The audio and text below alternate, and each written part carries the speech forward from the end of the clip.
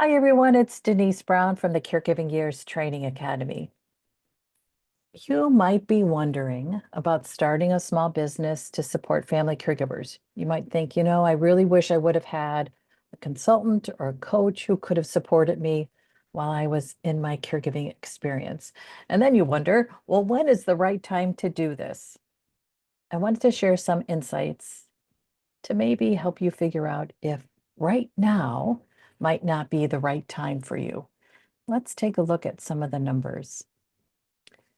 It's important to note that I am recording this in February 2025. And the reason I'm telling you that is because the only program that we have in the United States that serves family caregivers is part of the Older Americans Act, and that has not been reauthorized.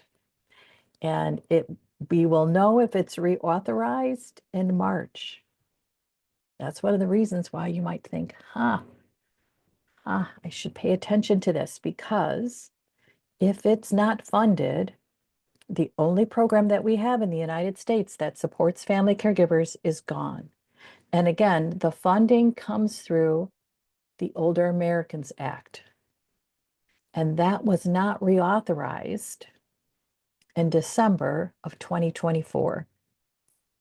And they have to make a decision to reauthorize that in March of 2025. So we're all paying attention to this. I also think it's important to know the amount of funding for this program is minuscule. It's 151 million, and it serves about 750,000 family caregivers annually. And those family caregivers are served through local area agencies on aging. Every community has an area agency on aging.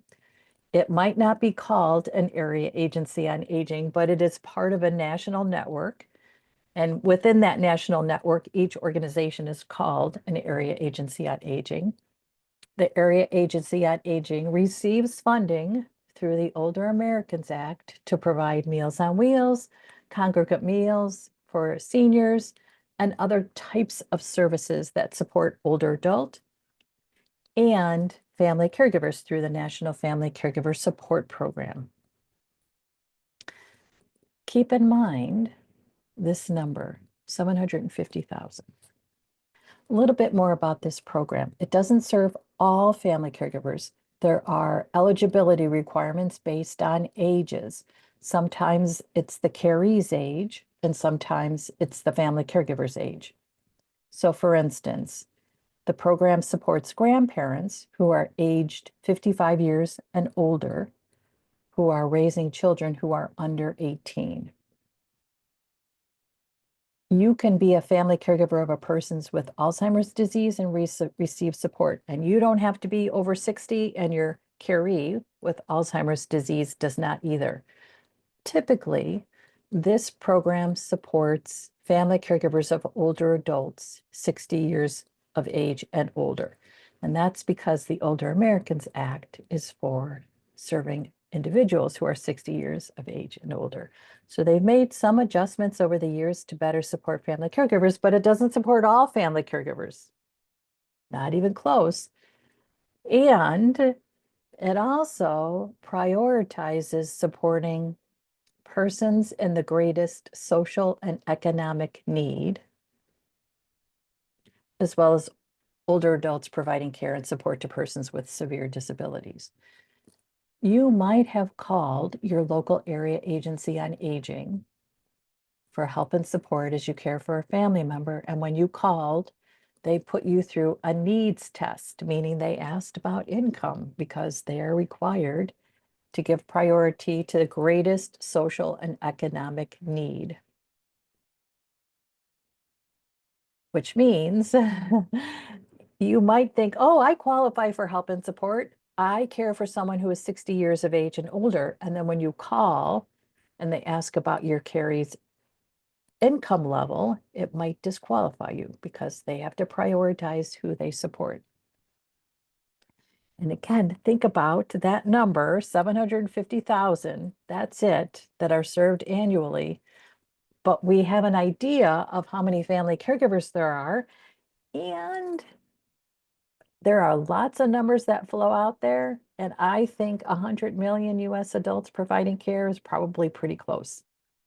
And that's part of a report that was released in 2023 from Guardian Life.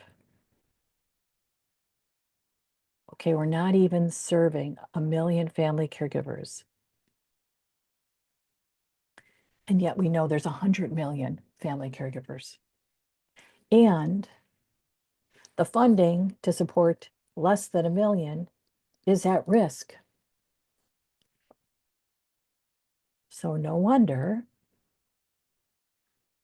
we have this statistic, which is almost 9 in 10, almost 90% of family caregivers researched in a survey could not identify a company that stands out in helping them as family caregivers.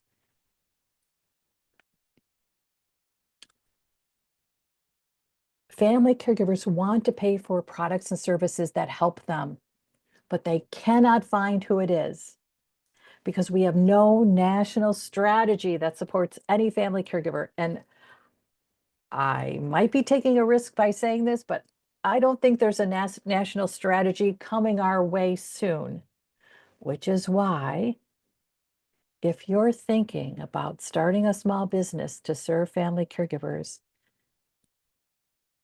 the time might be right for you. The need is great.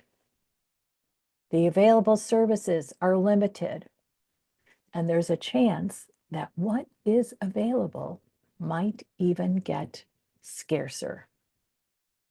The need is great. The time could be right. In our next video, I'm going to tell you more about the need that family caregivers have and how you, starting a small business to serve them, could actually meet that need. Okay, if you'd like more information about any of our training programs, we have lots of training programs. I'm going to talk specifically about our consulting training program when we get to the third part of this series. But if you're interested in any of our training programs to lead support groups, to become a professional listening artist, to become a caregiving specialist, which means you're a virtual assistant for family caregivers, you can go to our website, careyersacademy.com. And if you would just like to stay connected with us to better understand the kind of work that we do, the kind of workshops and events that we offer, join us in our community. Our community is called Caring Our Way, and the website address is caringourway.com. Okay, so look for part 2 tomorrow when I'll talk specifically about what family caregivers need and how you, through your small business, can meet that need. Okay, thanks so much. Bye-bye.